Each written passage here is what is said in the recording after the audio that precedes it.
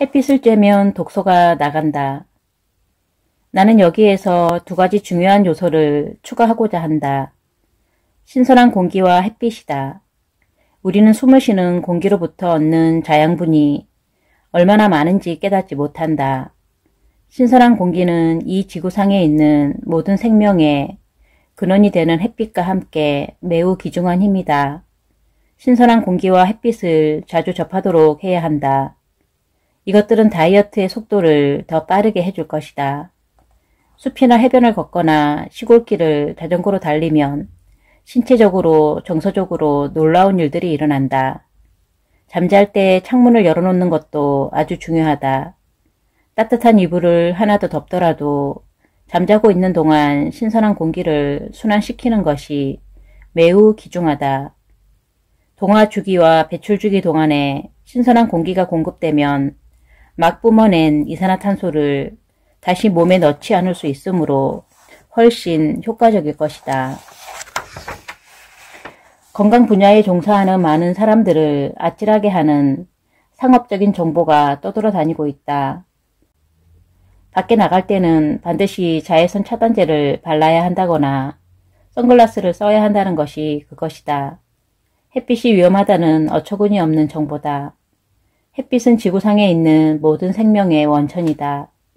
이것을 절대로 잊어서는 안 되는 진실이다. 해가 없이는 생명도 없다. 우리는 햇빛의 도움으로 귀중한 영양분을 만들어낸다. 햇빛은 피부에 구멍을 열고 독소가 피부를 통해 나가도록 도와준다. 당연히 독소 제거와 다이어트에 필수적이다. 어떤 것도 남용하면 위험해진다. 만약 당신이 머리를 물속에 담근 채로 오랫동안 있으면 당신은 물에 빠져 죽게 된다. 이 말이 물을 사용해서는 안 된다는 의미일까? 위험해질 가능성이 있는 것은 확실하다. 그러나 그렇다고 해서 물을 가까이 하지 말아야 한다는 뜻은 아니다. 햇빛도 위험 가능성이 있다.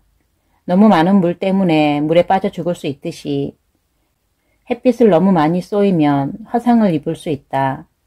그러나 남용에 관해 말하고 있는 것이 아니다. 햇빛을 피하지 마라. 그것을 이용하라. 살을 태우는 로션이나 자외선 차단제는 권장하고 싶지 않다.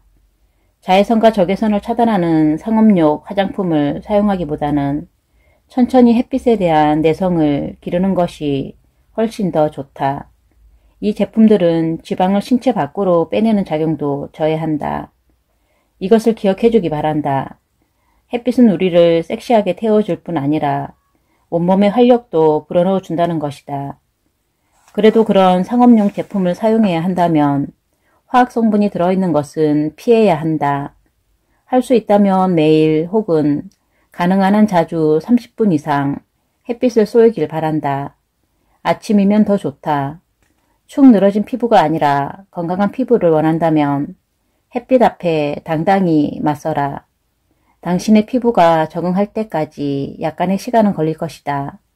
그 시간만 지나면 당신의 피부는 달라질 것이다. 그 피부 아래에 있는 숨어있는 당신의 몸도 살려낼 것이다. 다이어트를 완성하는 데 있어 운동, 신선한 공기, 햇빛이 중대한 역할을 하는 것은 확실하다. 마지막으로 한 가지 더 있다. 그것은 외부에 있지 않고 내부에 있다. 시작하기만 하면 된다. 그것은 생각한 대로 된다는 믿음이다.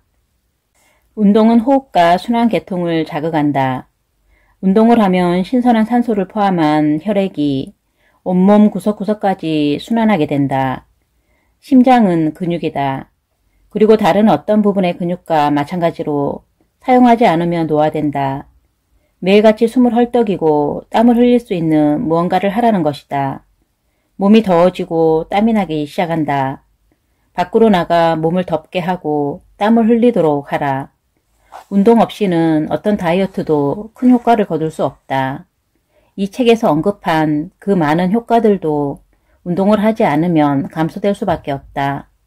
물론 운동은 보조 역할이다. 음식이 90%라면 운동은 10% 정도다. 운동의 형태는 수영, 테니스, 줄넘기, 가벼운 조깅, 자전거 타기, 그리고 활기차게 걷기 등 많다. 원한다면 스트레칭이나 요가를 할 수도 있다. 당신이 좋아해서 매일 할 수 있는 것을 선택하라. 좋아하지 않는 운동을 억지로 한다면 당신은 지속할 수 없다. 집에 운동기구를 소유하고 있는 사람들도 많다. 아령, 훌라후프, 운동용 자전거 등 어떤 운동기구라도 좋다. 그러나 이것만은 실천해 주기 바란다. 하루에 해야 할 최소한의 운동량은 채우라는 것이다. 그 최소한의 운동량은 30분간 활기차게 걷는 것이다. 이것은 정말 최소량이다. 더 많이 하면 좋겠지만 최소한 30분간 활기차게 걸으면 이 법칙의 효과를 극대화할 수 있다. 이상적인 시간은 이른 아침이다. 그때 공기는 가장 신선하고 우리의 몸도 역시 깨어있는 시간이다.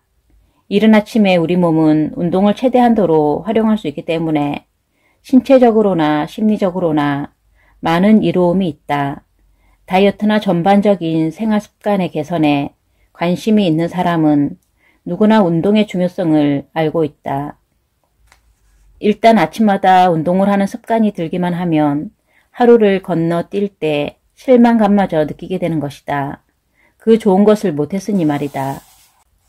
음식을 바꾸고 규칙적인 운동을 했기 때문에 체중이 줄었고 그것을 계속해서 유지할 수 있었다는 것은 의심할 여지가 없다. 당신의 일상생활에서 운동을 빠뜨리는 실수를 범하지 않기를 바란다. 이 법칙의 최종 성공은 그것에 달려 있다. 최소한 활기차게 걷는 것조차 할 수 없는 사람은 극소수에 불과하다. 식사의 원리가 새로운 생활 양식의 일부가 되어야 하듯이 운동 역시 중요한 역할을 담당해야 한다. 마른 장작에 부채를 붙이면 얼마나 신나게 타는지 아궁이를 떼본 사람만이 알 수 있다.